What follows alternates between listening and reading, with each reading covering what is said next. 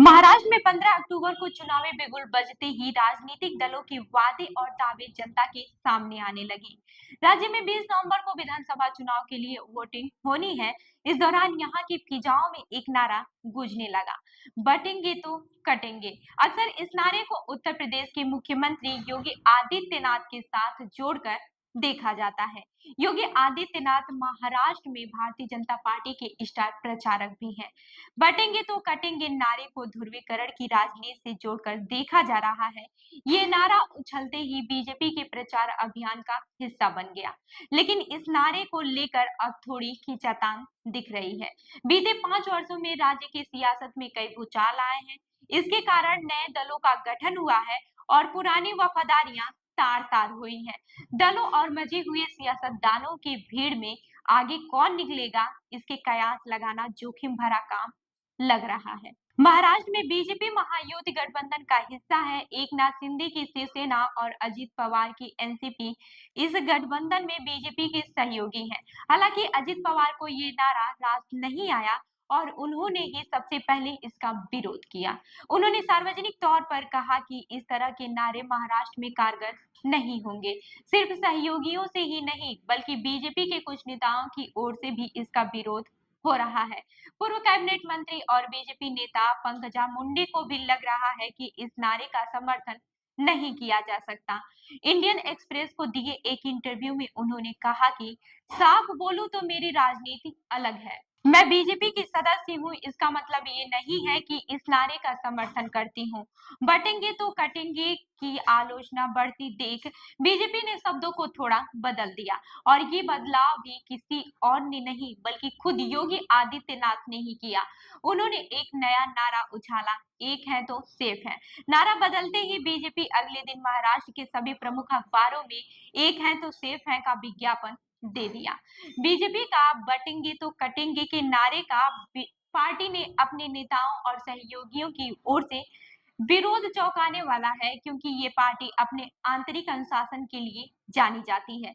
लेकिन आज की तारीख में कोई भी पार्टी एक भी वोट गंवाना नहीं चाहती है, न अजित पवार और न ही पंकजा मुंडे।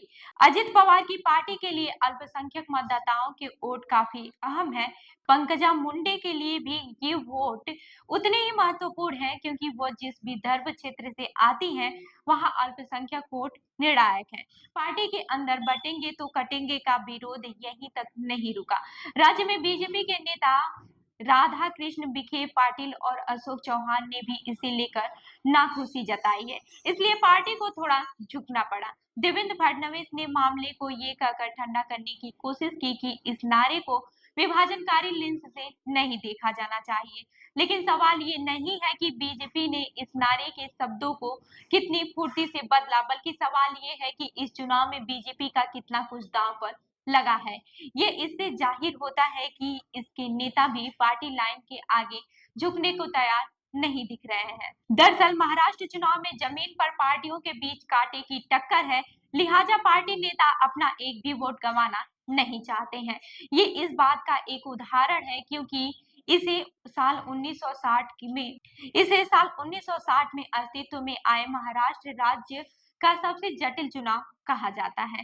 फिलहाल देश की राजनीति में हर जगह जिस तरह से विभाजनकारी लाइनें खींच दी गई हैं, उससे पार्टियों के बीच वोटों का अंतर लगातार कम होता जा रहा है।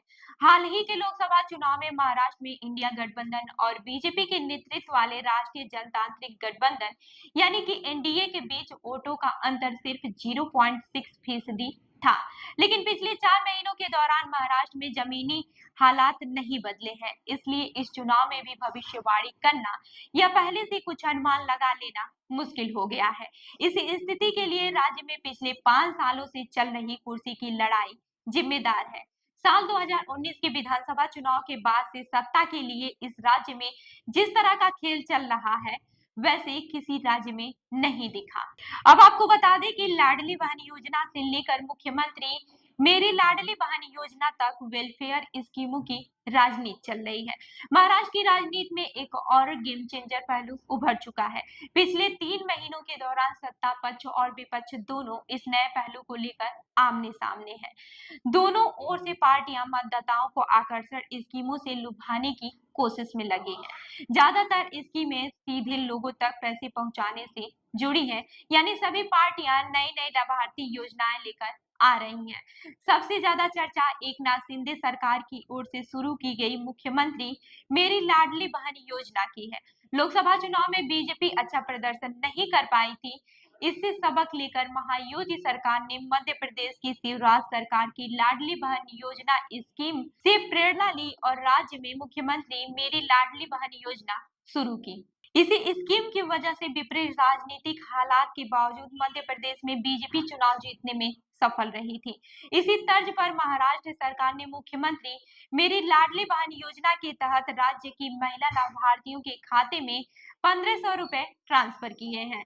अब तक 2 करोड़ लाभार्थियों को इसकी 3 किस्तें मिल चुकी हैं। सरकार ने ऐलान किया है कि अगर वो सत्ता में लौटी तो 1500 रुपए की रकम बढ़ाकर 2100 रुपए कर देगी। इस स्कीम से महिलाओं के खिले चेहरे देखकर महाविकास आघाड़ी ने कर्नाटक की महालक्ष्मी स्कीम की तर्ज पर महाराष्ट्र की महिलाओं को हर महीने 3000 रुपए देने और राज्य परिवहन निगम की बसों में बिना टिकट यात्रा की स्कीम का ऐलान किया है। इसके साथ ही बेरोजगारों युवाओं को रोजगार मिलने तक हर महीने 4000 रुपए देने का वादा किया है। महाराष्ट्र चुनाव में किसान भी निर्णायक वोट बैंक साबित होने जा रहे हैं। राज्य में प्याज एक प्रमुख नकदी फसल है। लोकसभा चुनाव के दौरान प्याज के निर्यात पर पाबंदी से किसान नाराज हो गए थे और बीजेपी को राज्य के कुछ इलाकों में वोट का नुकसान हुआ था। मानसून की बारिश संतोषजनक रही है, लेकिन किसानों में असंतोष दिख रहा है। मसलन सोयाबीन किसान इसे रेट गिरने से नाराज है। अच्छी कीमत मिलने की उम्मीद में किसान अब सोयाबीन नहीं बेच रहे हैं। वहीं किसानों में इस असंतोष का अंदाजा लगाते ही कांग्रेस ने ऐलान किया है कि वह सत्ता में आई तो सोयाबीन की एमएसपी प्रति क्विंटल 6000 रुपए कर देगी, जबकि महायुति ने ऐलान किया है कि वह किसानों का बिजली बिल माफ कर देगी। सवाल है कि किसान इसका भरोसा कर वोट देंगे। इन सभी वजहों ने मिलकर महाराष्ट्र चुनाव को बेहद जटिल और कांटे की टक्कर वाला बना दिया है। शायद ये राज्य के राजनीतिक इतिहास का सबसे जटिल चुनाव होगा। ये एक ऐसा चुनाव बनता जा रहा है जिसकी भविष्यवाणी करना चुनाव विश्लेषकों के लिए भी मुश्किल साबित हो रही है। फिलहाल जो राजनीतिक हालात हैं उसमें कई नेताओं का राजनीतिक करियर दांव पर लगा है। चुनाव नतीजे जो भी हों, लेकिन राज्य और केंद्र दोनों की राजनीति में नई धाराएं देखने को मिल सकती हैं। लिहाजा बीजेपी और उसके खिलाफ लड़ रही कांग्रेस और सहयोगी दल दोनों महाराष्ट्र की इस जंग को जीतना चाहेंगे। तो इस खबर पर क्या है आपकी राय, हमें जरूर बताएं। मैं हूं रूबी आपके साथ और आप देख रहे हैं जन दर्पण न्यूज। धन्यवाद।